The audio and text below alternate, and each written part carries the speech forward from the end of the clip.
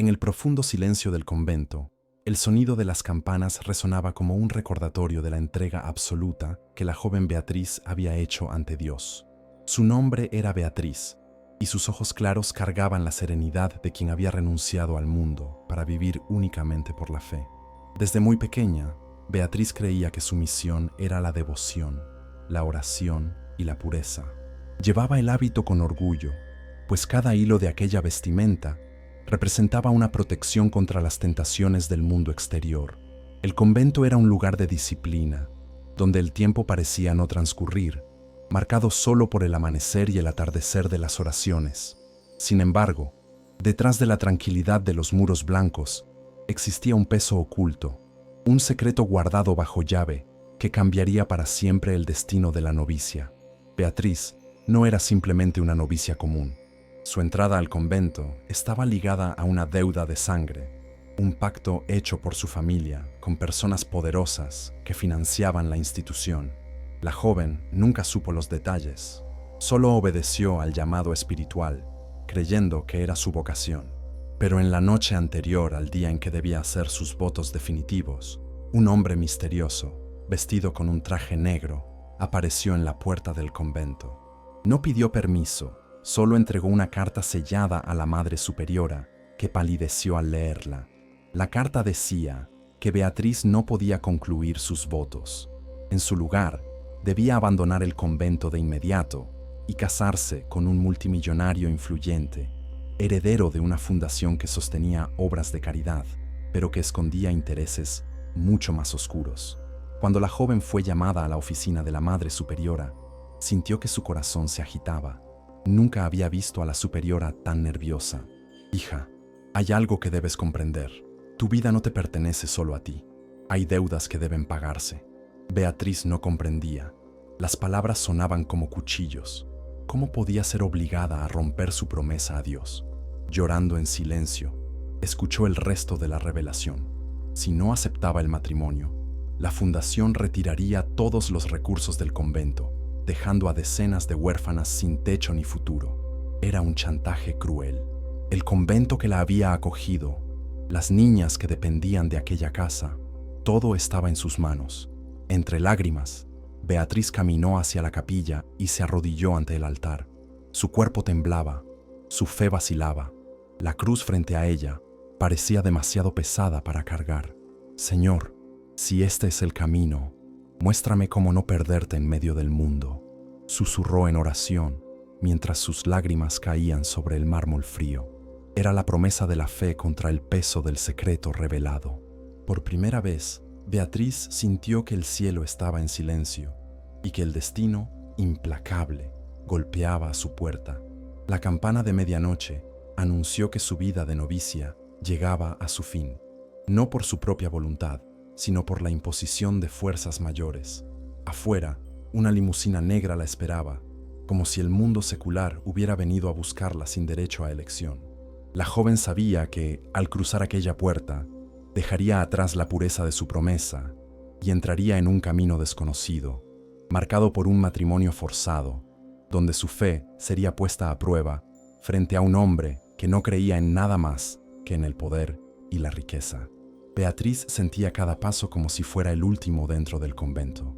El viento frío de la madrugada acariciaba su rostro mientras la limusina esperaba, imponente, como un portal entre dos mundos, el de la devoción y el de la tentación. Dentro del coche, un chofer de expresión severa no pronunció una sola palabra, simplemente abrió la puerta y aguardó a que ella entrara. El silencio era perturbador. Al acomodarse en el asiento de cuero suave, Beatriz comprendió que nunca había sentido tanto miedo. No del desconocido, sino de sí misma, de la posibilidad de perder la fe que había sido el fundamento de su vida. La ciudad aparecía ante sus ojos como un espectáculo de luces, contrastando violentamente con la penumbra del convento que quedaba atrás. Cada edificio iluminado parecía burlarse de su fragilidad, como si el mundo le dijera que no tenía elección. La limusina la llevó hasta una mansión monumental, rodeada de altos muros y portones dorados. Era un palacio moderno, frío y deslumbrante, pero sin calor humano. Las puertas se abrieron y allí estaba él, Alessandro, el multimillonario que se convertiría en su esposo. Alto, de hombros anchos y porte dominante, vestía un traje impecable que exhalaba poder. Sus ojos oscuros analizaron a Beatriz con frialdad, como quien contempla un objeto raro, no una persona. No sonrió, no la acogió. Simplemente extendió la mano para conducirla al interior. Y ese sencillo gesto fue suficiente para hacerla sentir que estaba entrando en una jaula lujosa. El salón principal de la mansión parecía más un tribunal. Sobre la mesa de vidrio reposaba un contrato grueso, rodeado de abogados y testigos que la observaban con indiferencia. Beatriz sintió el peso del papel incluso antes de tocarlo. El documento declaraba con letras frías e impersonales que el matrimonio sería inmediato, irrevocable y válido no solo como unión conyugal, sino también como parte de un acuerdo empresarial vinculado a la fundación. Su firma era exigida no como esposa, sino como pieza de una maquinaria calculada. Alessandro, de pie, la observaba firmar con una mirada fija, casi desafiante. ¿Tienes alguna objeción?, preguntó, su voz grave resonando en la sala como una sentencia. Beatriz tragó saliva, sus labios temblaron, pero ninguna palabra salió. Las huérfanas del convento, el chantaje, la fe desgarrada, todo giraba en su mente como un torbellino. Con manos temblorosas, tomó la pluma y firmó. El sonido de la punta raspando el papel parecía un grito ahogado de su alma. Cuando levantó los ojos, Alessandro se acercó y murmuró: «Bienvenida a mi mundo, esposa». El beso protocolar que selló el contrato no tuvo ternura ni pasión. Fue frío, casi mecánico, como un sello en una transacción. Para Beatriz, aquel momento fue la confirmación de su caída. El voto de castidad que había guardado con tanto celo ahora estaba manchado por un acuerdo nacido no del amor, sino de la manipulación y la codicia. Al mismo tiempo, una chispa de resistencia nació en su interior. Si el destino la había colocado allí, entonces tendría que encontrar la manera de transformar su prisión en propósito. Poco sabía que ese contrato, que comenzaba como un pecado impuesto, sería la llave para revelar secretos aún más oscuros que atormentaban no solo a la fundación, sino también al hombre con quien ahora compartía un nombre y una vida. La primera noche en la mansión fue un choque para Beatriz. Acostumbrada al profundo silencio de las paredes del convento, donde solo resonaban las oraciones y los pasos, ahora se veía rodeada de largos pasillos, candelabros de cristal que iluminaban cada rincón y una opulencia que parecía gritar exceso. La habitación que le fue asignada era más grande que todo el dormitorio que compartía con las otras novicias. Una cama con sábanas de seda, cortinas pesadas que bloqueaban la luz, perfumes dulzones impregnando el aire. Sin embargo, ningún lujo lograba calentar la soledad que se expandía por el espacio. Para Beatriz, cada detalle no era símbolo de comodidad, sino de prisión. El silencio allí no era sagrado, era asfixiante, como si aquellas paredes doradas la observaran, recordándole que su vida ya no le pertenecía. A la mañana siguiente, no fue despertada por la campana de la capilla, sino por una estricta ama de llaves que le entregó un guardarropa lleno de vestidos carísimos, tejidos ligeros, colores atrevidos, tacones altos que parecían piezas de otro planeta para alguien que solo había conocido el hábito y la sencillez. El señor Alessandro desea que esté presentable para la cena de esta noche con los inversores de la fundación, dijo la mujer, sin dejar espacio para preguntas. Beatriz tocó los vestidos con vacilación, como quien toca fuego, sintiendo que cada prenda era una capa más arrancada de su identidad. Vestirse de esa manera era también vestir el mundo que la rechazaba, que se burlaba de su fe y que ahora exigía que aprendiera a sobrevivir bajo máscaras. El contraste era brutal. En el convento, la comida se servía en cuencos sencillos, compartida en silencio. En la mansión, largas mesas eran servidas con banquetes exuberantes, vinos carísimos y conversaciones cargadas de cinismo. Beatriz, sentada al lado de su marido, intentaba mantener la postura, pero sentía las miradas de la alta sociedad desnudándola con juicios silenciosos. Susurros recorrieron el salón. ¿Quién es esa muchacha ingenua? ¿De dónde la sacó? Para ellos, ella era una pieza exótica, tal vez un capricho pasajero de Alessandro, pero para Beatriz, cada palabra era una herida, recordándole que estaba allí como rehén de un contrato y no como esposa por elección. A pesar de ello, la mansión guardaba secretos que la fascinaban y la aterrorizaban. Había pasillos prohibidos, puertas cerradas con llave, salas de las que nadie se atrevía a hablar, y en medio del lujo siempre aparecía la sombra de la fundación, tema constante en los diálogos de Alessandro con sus socios. Beatriz escuchaba en silencio, pero ya percibía que aquella entidad que se mostraba como filantrópica escondía algo mucho mayor. Era como si su entrada en ese universo fuera no solo un castigo, sino también una misión que aún no comprendía.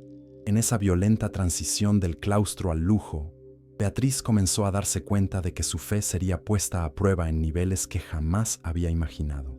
Las tentaciones no estaban solo en el contacto o en los deseos que su voto de castidad intentaba contener. Las verdaderas tentaciones estaban en el poder, en la vanidad y en las mentiras que ahora la rodeaban. Y, por encima de todo, en la figura del propio Alessandro, que con su intensa presencia despertaba en ella sensaciones que ni siquiera las horas de oración habían logrado apagar.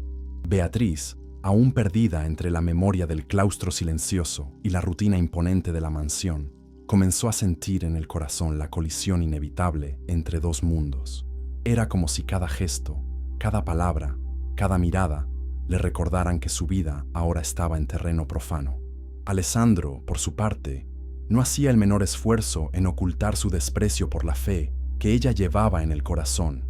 Durante el desayuno, la observaba hacer discretamente la señal de la cruz antes de comer y sonreía con un sarcasmo cruel.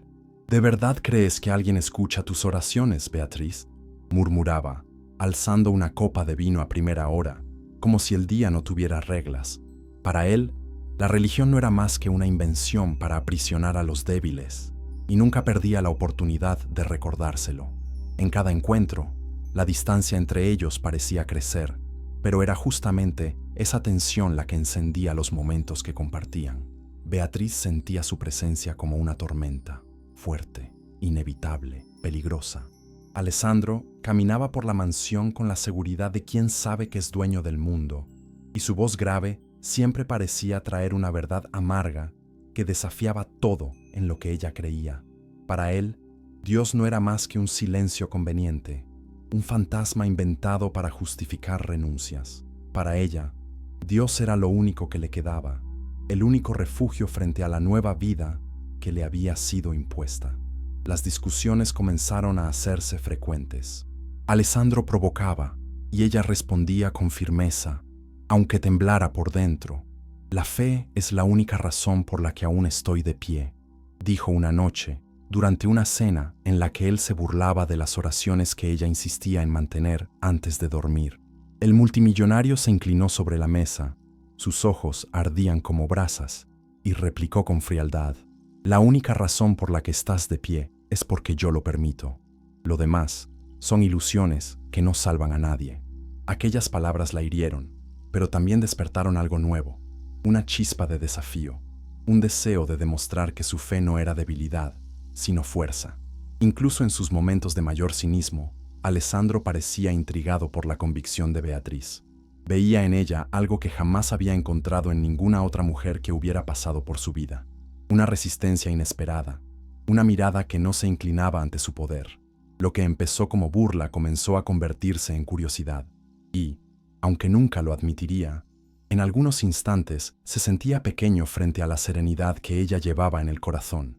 Beatriz, por su parte, libraba una guerra secreta. Entre sus oraciones y el peso del deseo reprimido, empezaba a darse cuenta de que su fe no solo era desafiada por palabras, sino por la intensidad de un hombre que negaba a Dios, pero despertaba en ella sensaciones que nunca había permitido sentir. Esa convivencia se transformaba en un campo de batalla invisible. La fe de Beatriz era su armadura, pero el cinismo de Alessandro era una espada que cortaba sin piedad, y en el fondo, ambos sabían que ese enfrentamiento no los alejaba, los acercaba cada vez más, en una tensión peligrosa donde amor y odio, devoción e incredulidad estaban destinados a entrelazarse hasta que ya no existieran fronteras. La tensión entre Beatriz y Alessandro crecía cada día como una cuerda estirada al límite, a punto de romperse.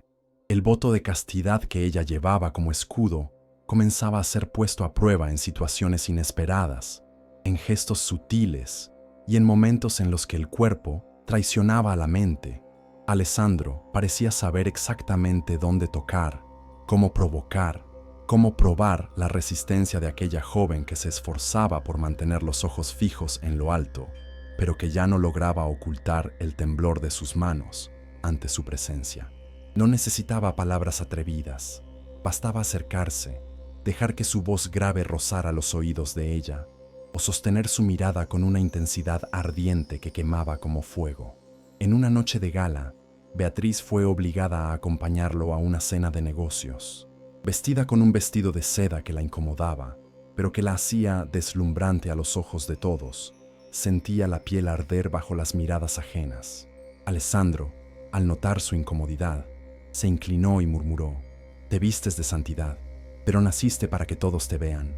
Las palabras sonaron como pecado en sus oídos, y Beatriz sintió que su corazón se aceleraba. Durante aquella noche, mientras los invitados brindaban y reían, ella libraba una lucha secreta contra sí misma, contra la llama que comenzaba a arder en un cuerpo que debía pertenecer solo a Dios. También estaban los momentos más íntimos, cuando Alessandro invadía su espacio personal sin pedir permiso. Un toque breve al pasar la mano por su cintura, una presión firme en la nuca para obligarla a mirarlo a los ojos, o el calor de su respiración cuando, a propósito, se acercaba lo suficiente para que ella sintiera el peligro de la caída. Beatriz, aun intentando resistir, notaba que su respiración se aceleraba, que su cuerpo reaccionaba de un modo que no podía controlar. Era como si el voto de castidad, que antes parecía inquebrantable, empezara a resquebrajarse bajo el peso del deseo que Alessandro despertaba. Pero las pruebas no eran solo físicas. Alessandro la colocaba constantemente en dilemas morales. En una cena, frente a inversionistas, se burló abiertamente de la fe de Beatriz, pidiéndole que hiciera una oración en público solo para reírse de ella.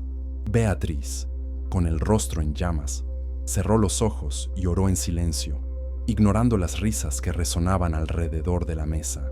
Al terminar, abrió los ojos y encontró a Alessandro observándola con una mezcla de desprecio y admiración.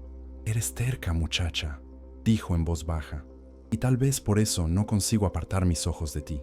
Estas pruebas eran constantes, y cada una dejaba marcas invisibles en su alma.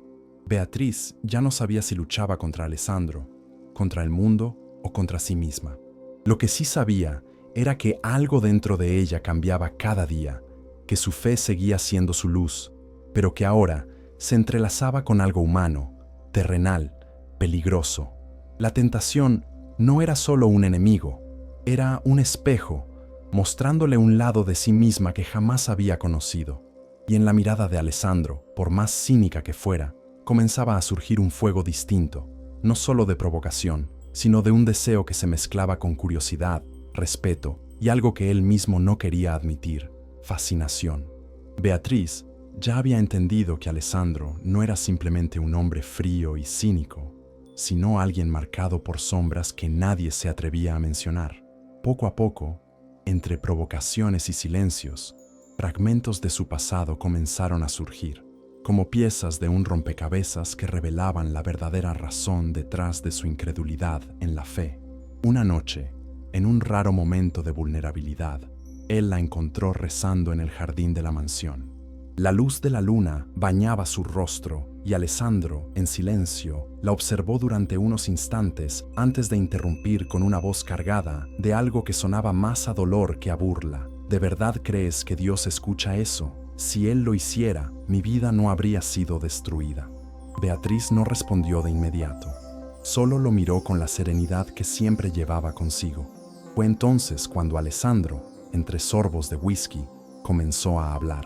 Contó sobre una infancia marcada por la ausencia de amor, sobre la madre que murió joven y sobre el padre, un hombre implacable que solo conocía los negocios y el poder. Alessandro creció rodeado de riqueza, pero privado de afecto, como si no fuera más que una inversión más en la línea familiar. Con cada recuerdo, Su voz oscilaba entre la rabia y la tristeza. También reveló la pérdida de una mujer a la que había amado en el pasado, muerta en circunstancias misteriosas que él aún cargaba como una herida abierta. Le supliqué a Dios que la salvara, y él guardó silencio. Dijo, con los ojos fijos en el vacío. Para Beatriz, cada palabra era una revelación dolorosa. El hombre arrogante que tanto la desafiaba no estaba movido solo por el desprecio hacia la fe, sino por la herida de un corazón que nunca conoció consuelo. Su escepticismo no era arrogancia pura, era una armadura construida para no sufrir otra vez. Beatriz comenzó a percibir que detrás del multimillonario frío existía un hombre quebrado, que rechazaba la fe no por desinterés, sino por una decepción profunda. Ese pasado explicaba no solo su cinismo, sino también su obsesión por el control y el poder. Era la forma que había encontrado de no volver a sentirse frágil. Sin embargo, al exponer sus dolores, Alessandro también se acercaba a ella de una manera inesperada. La mirada de Beatriz, compasiva y firme, no lo juzgaba. Por primera vez, él no veía lástima, sino comprensión genuina. Ese contraste lo desconcertaba. Estaba acostumbrado a que todos a su alrededor se inclinaran ante su fuerza, nunca a que alguien viera su vulnerabilidad sin aprovecharse de ella. No entiendes, Beatriz. El mundo no está hecho para los que creen en milagros. Está hecho para los que toman lo que quieren. Ella, con voz serena, respondió, o tal vez, el mundo necesita de quienes no dejan de creer. Ese diálogo marcó el inicio de un cambio silencioso entre ellos. Beatriz ya no veía solo al multimillonario arrogante, sino al hombre herido que escondía sus cicatrices detrás de sarcasmos y contratos. Y Alessandro, contra su propia voluntad, comenzaba a preguntarse si aquella novicia arrancada del convento podría ser la única persona capaz de ver más allá de las máscaras, quizás incluso de devolverle algo que él creía haber perdido para siempre, la esperanza. Los días en la mansión comenzaron a volverse más extraños para Beatriz. Entre las cenas lujosas, las reuniones con inversores y las miradas de juicio de la alta sociedad, algo empezó a llamar su atención: la fundación que había heredado a través del matrimonio. Al principio, Alessandro hablaba poco de ella, tratando el asunto como una simple pieza más de su vida empresarial. Pero Beatriz, acostumbrada a la sencillez y a la claridad del convento, no podía ignorar los números que no cuadraban, los documentos que circulaban discretamente entre abogados y empresarios, y las miradas cargadas de tensión cada vez que el tema salía a la luz. Una tarde, mientras caminaba sola por los pasillos prohibidos de la mansión, encontró una sala de archivos. Era una biblioteca silenciosa, pero sin libros de fe ni de historia, solo carpetas, contratos e informes de la fundación. Movida por la curiosidad, comenzó a hojear algunos documentos. Pronto notó discrepancias grotescas, donaciones que nunca llegaban al destino prometido, proyectos sociales registrados en el papel, pero inexistentes en la práctica. Su corazón se aceleró al darse cuenta de que aquella entidad, presentada como filantrópica, tal vez no fuera más que una fachada para algo mucho más oscuro. La inquietud creció aún más cuando Beatriz encontró un informe escondido dentro de un cajón cerrado con llave.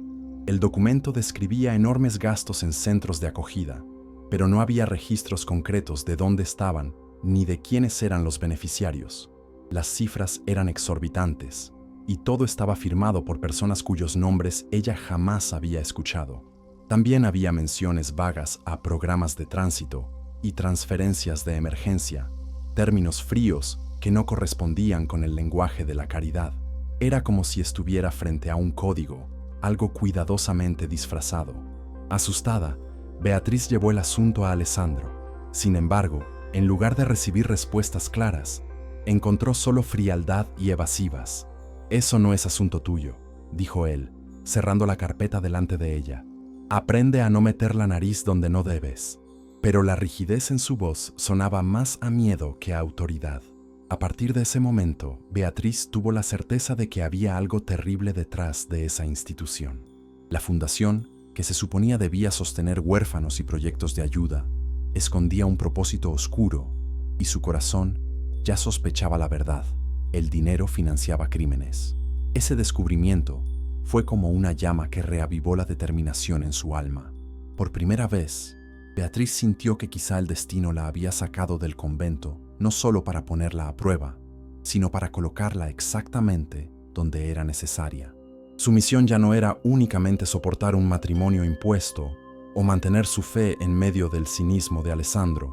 Su misión ahora era buscar la verdad, costara lo que costara. La novicia, arrancada a la fuerza de su vida sagrada, comenzaba a transformarse en una mujer valiente, dispuesta a enfrentar secretos que podrían destruirla, pero que también podrían salvar muchas vidas. Desde el momento en que descubrió las inconsistencias en los informes de la fundación, Beatriz comenzó a ver el mundo que la rodeaba con otros ojos. El lujo de la mansión, los banquetes exuberantes y los vestidos caros dejaron de deslumbrar su percepción. Todo aquello estaba sostenido por algo sucio, algo que crecía como una sombra detrás de las apariencias. Lo que más la atormentaba no era solo el fraude financiero, sino los términos fríos, como transferencias de emergencia y programas de tránsito, que empezaban a sonar como eufemismos de actividades ilegales. Cada línea leída parecía un susurro venido de las tinieblas, denunciando que vidas estaban siendo negociadas como números en una hoja de cálculo. Esos susurros cobraron cuerpo cuando Beatriz, en una cena privada de la alta sociedad, escuchó conversaciones entre hombres de aspecto respetable. Hablaban de mercancías delicadas, de rutas seguras y de alianzas silenciosas. Aunque las palabras eran cuidadosamente escogidas para sonar técnicas, las miradas frías y cómplices de ellos no dejaban dudas. Se trataba de algo relacionado con la trata de personas. El corazón de Beatriz se encogió al comprender que las donaciones que debían salvar huérfanos estaban, en realidad, financiando el comercio de inocentes. Intentó advertir a Alessandro una vez más, pero encontró la misma barrera de siempre: ironía y evasivas. «Estás imaginando demasiado, esposa», dijo él, encendiendo un habano y desviando la mirada. Pero en el fondo de sus ojos había un brillo extraño, una rabia silenciosa que la dejó intrigada. Era como si él también supiera de la podredumbre, pero no estuviera listo para revelarla. Ese silencio solo reforzó en Beatriz la sensación de que estaba en medio de un juego peligroso, donde una sola palabra mal dicha podía costarle la vida. Cada día, su fe era puesta a prueba no solo por el deseo reprimido y el matrimonio forzado, sino por el peso de cargar en secreto las pistas de una red criminal. El convento, con sus paredes blancas y su rutina previsible, parecía ahora un paraíso distante. Allí, en la mansión, cada pasillo oscuro, cada mirada atravesada de los sirvientes, cada conversación interrumpida de repente, se transformaba en prueba de que la corrupción no estaba solo en los papeles, sino impregnada en la atmósfera de aquella casa. Beatriz empezó a darse cuenta de que ya no podía confiar en nadie. La ama de llaves que siempre la vigilaba, los abogados que circulaban por la mansión, incluso algunas visitas frecuentes, parecían parte de un engranaje que giraba en silencio.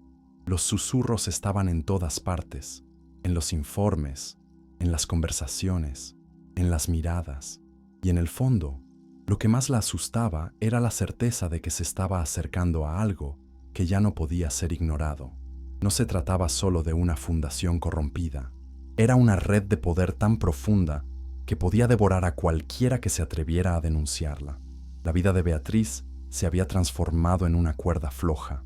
De un lado, el peso insoportable del descubrimiento sobre la fundación, que la colocaba frente a la responsabilidad de actuar para salvar vidas inocentes. Del otro, la presencia de Alessandro, que la provocaba, la desafiaba y al mismo tiempo despertaba en ella sentimientos que jamás había imaginado sentir fuera del claustro. El deber gritaba en su alma, recordándole su misión espiritual, pero el corazón comenzaba a latir con un ritmo que no obedecía a las reglas de la fe. Con cada mirada intercambiada, con cada acercamiento inesperado, Beatriz comprendía que ya no luchaba solo contra la corrupción de una institución, sino contra el fuego que ardía dentro de sí misma. Alessandro, por más que intentara mantener su máscara de cinismo, también empezaba a transformarse. Beatriz lo notaba en detalles casi imperceptibles: la forma en que se demoraba un segundo más al mirarla, cómo bajaba el tono de voz cuando hablaba con ella, cómo parecía desconcertado cuando sus ojos se encontraban.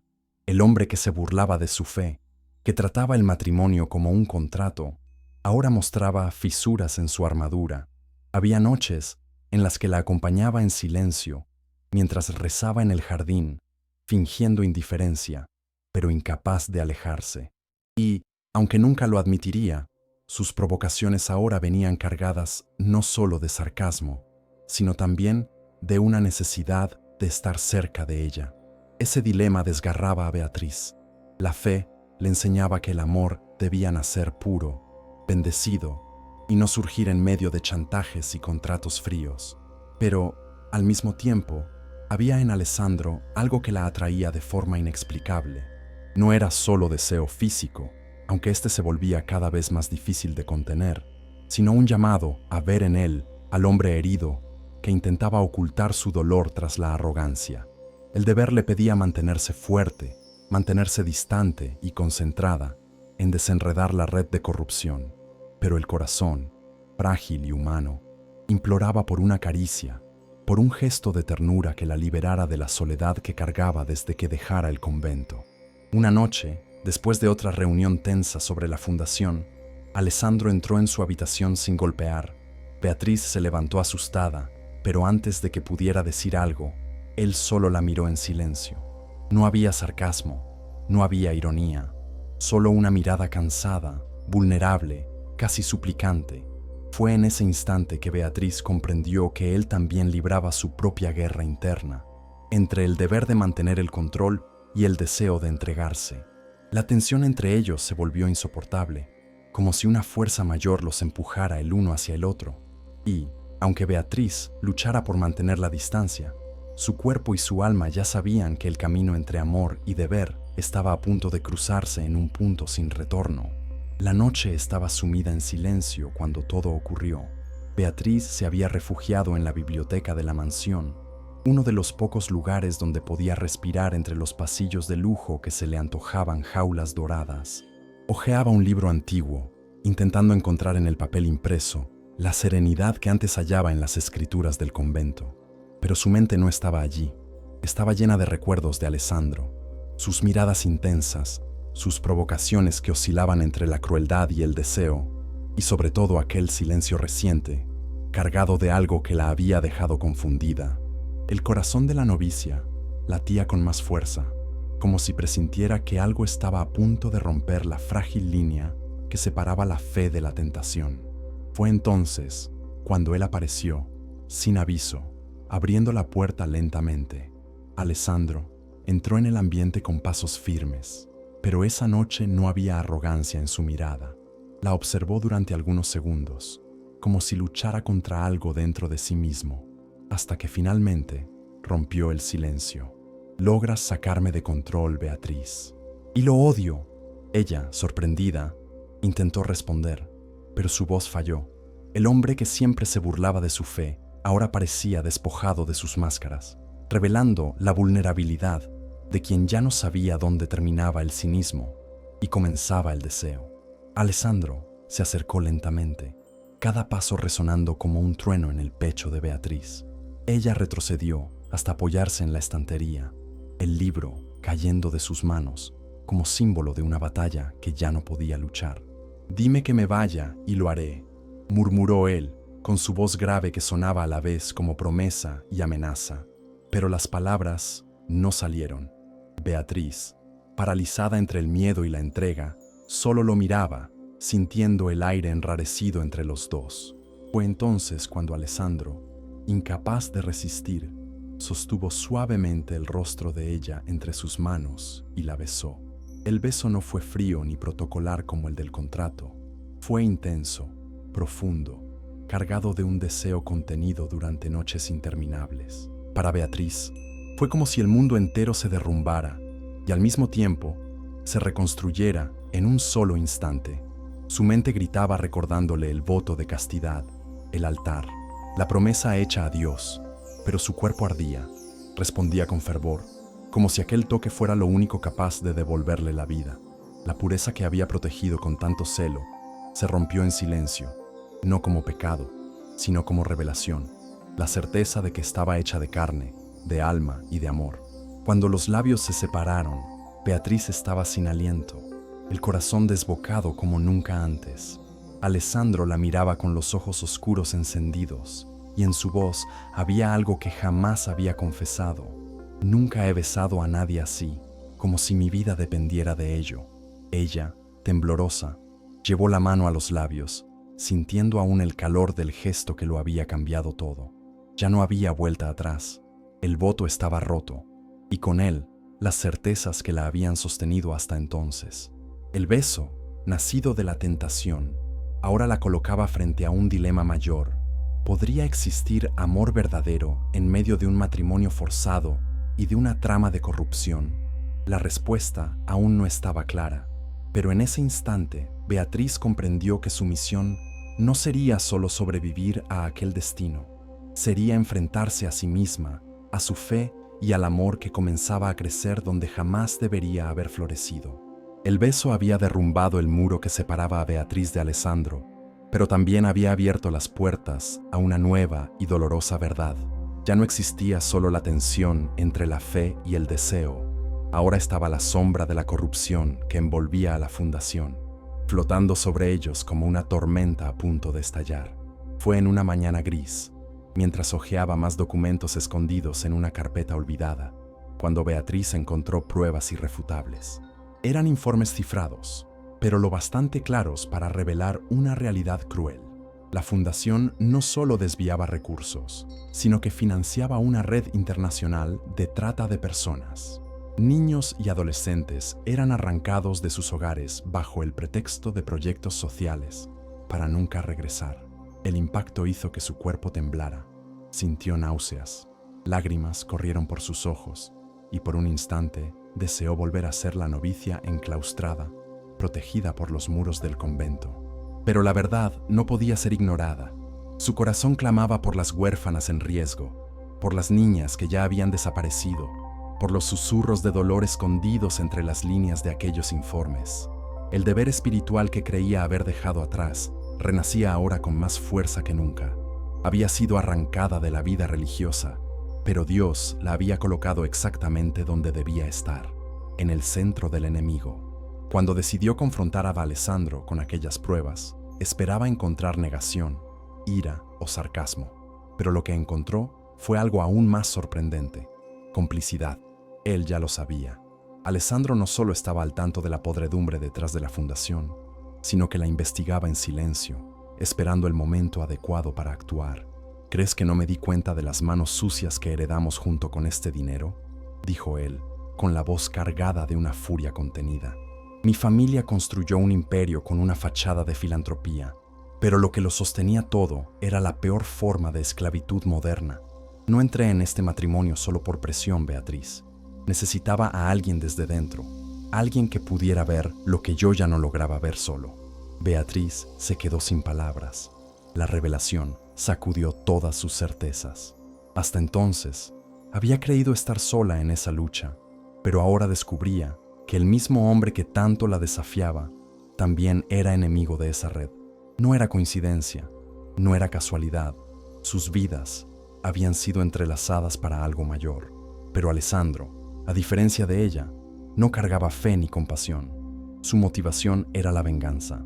Quería destruir el sistema que había quitado vidas, que había manchado el nombre de su familia y que había convertido su propia existencia en un laberinto de corrupción. Esa revelación los acercó aún más. El beso que había roto el voto se convirtió ahora en símbolo de una alianza inesperada. Dos mundos opuestos, fe y descreimiento, pureza y venganza, unidos por un mismo objetivo: exponer la red oscura que se alimentaba de la inocencia. Pero esta nueva verdad también trajo consigo un peso mayor: la certeza de que estaban en peligro, rodeados de enemigos que no dudarían en destruir a cualquiera que se atreviera a desafiarlos. Beatriz, con la fe reavivada, alzó los ojos hacia Alessandro y dijo: si Dios me colocó aquí, fue para salvar a esas niñas. Pero si entras en este camino, debes entender que no será solo sangre y venganza. Será sacrificio, y tal vez nos cueste la vida. Él la miró con seriedad, y por primera vez no hubo sarcasmo en su voz. Entonces, iremos hasta el final. Después de la revelación de Alessandro, la vida de Beatriz tomó un rumbo aún más peligroso. Si antes se sentía sola frente a la oscuridad de la fundación, ahora sabía que tenía a su lado a un hombre que, aún cargando incredulidad y furia, compartía la misma misión: desmantelar la red de trata. Pero era imposible enfrentarlos solos. La fundación tenía brazos largos, conexiones políticas, policías comprados y empresarios dispuestos a matar para mantener sus secretos enterrados. Era necesario encontrar aliados, personas que se atrevieran a luchar contra lo imposible. La primera apareció de donde Beatriz menos lo esperaba: la propia ama de llaves de la mansión, una mujer rígida, de pocas palabras, que durante semanas había parecido solo una vigilante más del lujoso encierro. Pero en una madrugada silenciosa, cuando Beatriz volvió a arriesgarse a investigar los archivos escondidos, fue sorprendida por ella. En lugar de denunciarla, la mujer cerró la puerta con llave y susurró: «Sé lo que buscas y quiero ayudarte». Sus ojos humedecidos revelaban el dolor de quien ya había perdido a alguien a manos de esa red, una sobrina desaparecida, llevada bajo la promesa de acogida por la misma fundación. Desde entonces, trabajaba en la mansión en silencio, esperando el momento oportuno para vengarse. Otro aliado inesperado vino de afuera, un periodista de investigación desacreditado, que durante años había intentado demostrar el vínculo de la fundación con crímenes internacionales. Había sido silenciado, sus artículos destruidos y su carrera arruinada. Pero cuando Beatriz y Alessandro lo encontraron en un café escondido en las afueras de la ciudad, él vio en aquellos documentos la oportunidad no solo de recuperar su reputación, sino también de hacer justicia. No tienen idea de la magnitud de esto.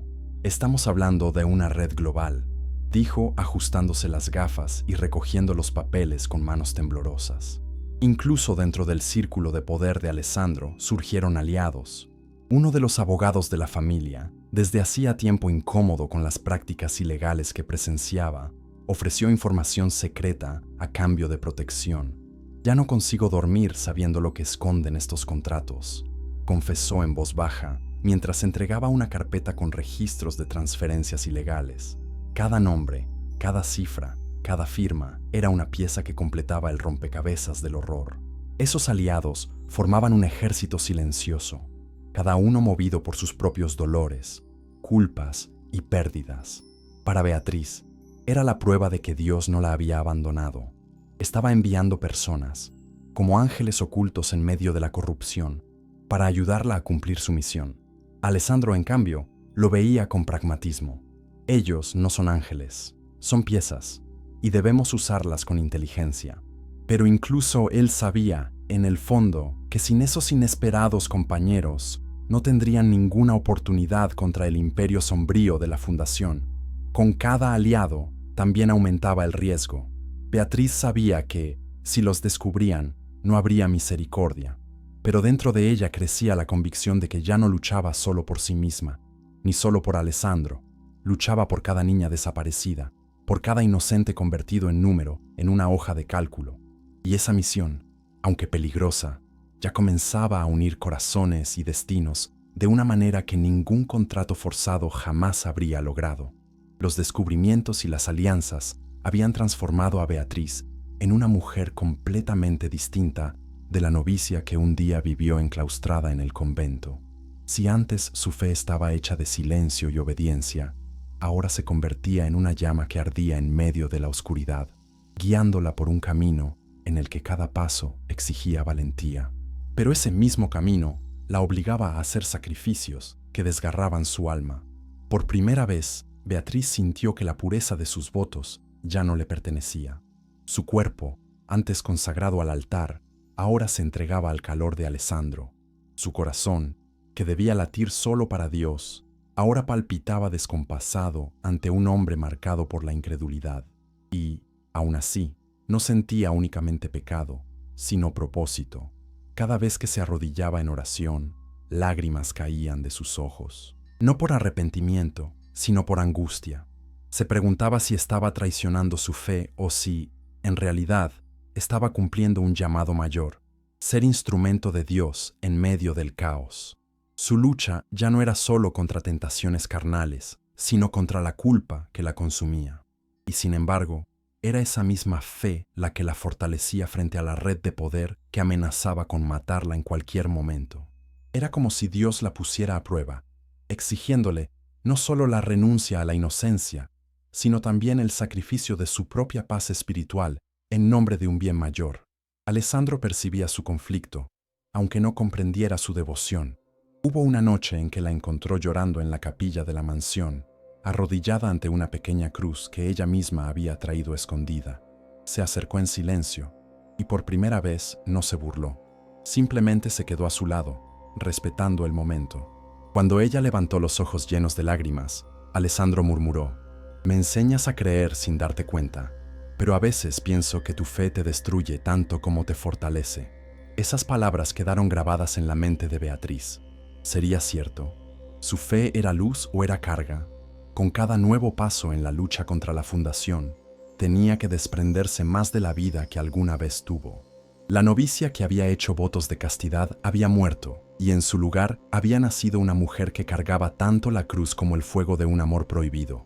Era ese amor el que le daba fuerzas para enfrentarse a los enemigos, pero también era él el que la alejaba de la vida sagrada que había elegido. Ese sacrificio no era pequeño, era la renuncia de su identidad, de la pureza que la definía, a cambio de una misión mayor. En el fondo, Beatriz sabía que jamás volvería a ser la misma. Su fe ya no era una muralla intacta, sino un campo de batalla marcado por cicatrices. Aún así, no desistía. Si necesitaba perderse a sí misma para salvar a los inocentes, que así fuera. Su sacrificio era también su ofrenda a Dios, no la obediencia ciega de una novicia enclaustrada, sino la entrega valiente de una mujer que decidió luchar hasta el final. La fundación, antes envuelta en glorias y discursos de filantropía, comenzó a desmoronarse bajo el peso de las pruebas reunidas por Beatriz, Alessandro y sus aliados. Cada documento, cada testimonio, cada cifra desviada se convertía en un arma contra el imperio de la corrupción. El periodista desacreditado, ahora fortalecido por la valentía de Beatriz, armó un dossier sólido, listo para ser entregado a las autoridades y a la prensa. El abogado arrepentido aportó contratos secretos y grabaciones de reuniones que exponían a los líderes de la red. Y el ama de llaves, con lágrimas y valor, abrió los archivos más oscuros de la mansión, revelando rutas de transporte y nombres de cómplices. La trama que parecía inquebrantable empezaba a ceder, y los susurros de corrupción se transformaban en gritos de denuncia. Pero no fue fácil.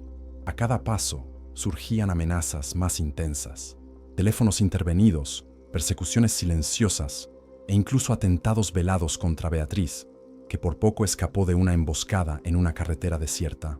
Alessandro, al percibir el riesgo, intensificó su protección, pero no había forma de detener la marea. La verdad corría ya como un río impetuoso, imposible de contener. Y fue en una rueda de prensa transmitida al mundo entero, donde la joven, antes novicia, alzó la voz. Vestida con sencillez, pero con la dignidad intacta, Beatriz relató todo lo que había descubierto.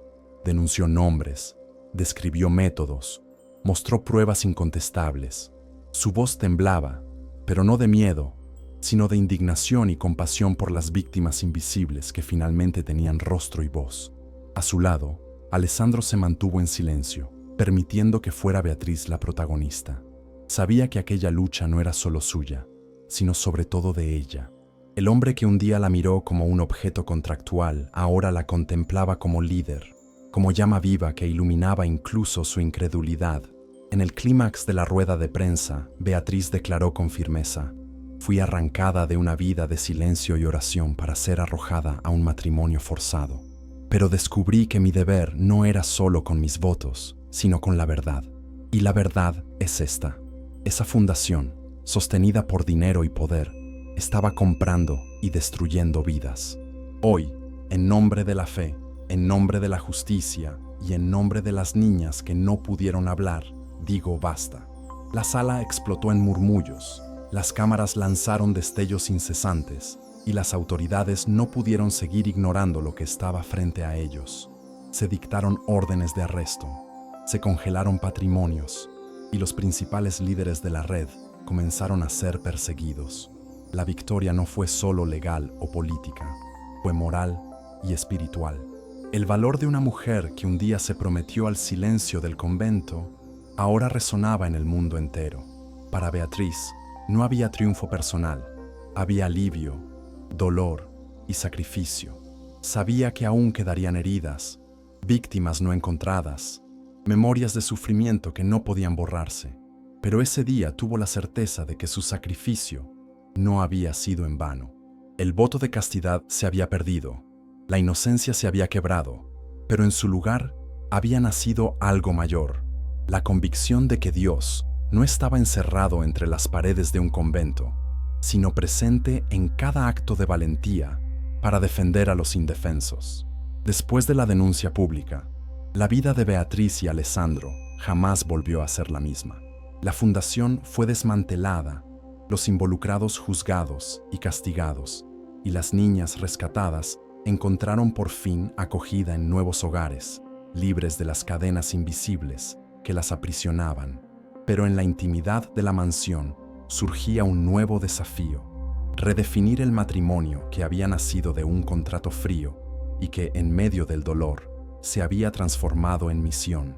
Para Beatriz, aquello no era solo la victoria contra una red criminal, sino la prueba de que su destino no era obedecer ciegamente las reglas que otros escribieron, ya fuera en el convento o en un contrato firmado bajo chantaje. Su destino era elegir, y por primera vez, elegiría por sí misma. El vínculo con Alessandro también había cambiado. El hombre que antes se burlaba de la fe, ahora la miraba con respeto, casi con reverencia. Él aún no creía en milagros, pero ya no podía negar la fuerza invisible que sostuvo a Beatriz en cada momento de peligro. Quizá Dios exista, después de todo, y me haya enviado a ti para probarlo, murmuró en una noche silenciosa, sorprendiéndose incluso a sí mismo. Beatriz sonrió entre lágrimas, porque sabía que no necesitaba convertirlo con palabras. Su vida, su valentía y su entrega ya lo habían hecho sin que ella lo notara. Sin embargo, el amor entre ellos también necesitó ser reconstruido. Ya no era la tensión de cuerpos reprimidos, ni el peso de un voto roto. Era algo más maduro, nacido de la complicidad en una lucha que exigió sacrificios y renuncias. Alessandro, por primera vez, no veía a Beatriz como posesión, sino como igual, y Beatriz, sin negar su fe, aceptaba que amar a aquel hombre también formaba parte de su misión. El matrimonio, que comenzó como prisión, ahora se convertía en elección. No un contrato impuesto, sino una alianza nacida del dolor transformado en esperanza. En el jardín de la mansión, ahora reabierto como centro de acogida para huérfanas y sobrevivientes, Beatriz caminaba entre las niñas sonrientes. Su mirada reflejaba la serenidad de alguien que había perdido mucho, pero ganado aún más. Alessandro la observaba a la distancia, orgulloso, sabiendo que aquella mujer no era solo su esposa, era la llama que había reavivado su humanidad. El toque de sus manos, cuando finalmente se encontraban, ya no era de posesión, sino de entrega mutua. Así, monja por un día, esposa por un año, dejó de ser solo un título cruel de un contrato para transformarse en algo mayor, la historia de una mujer que, arrancada de su fe, descubrió que su verdadera misión era unir amor y justicia, cuerpo y espíritu, fe y valentía. Y, al lado de un hombre que un día rechazó todo lo que no podía controlar, ella mostró que hasta el corazón más endurecido puede ser redimido cuando encuentra un propósito mayor.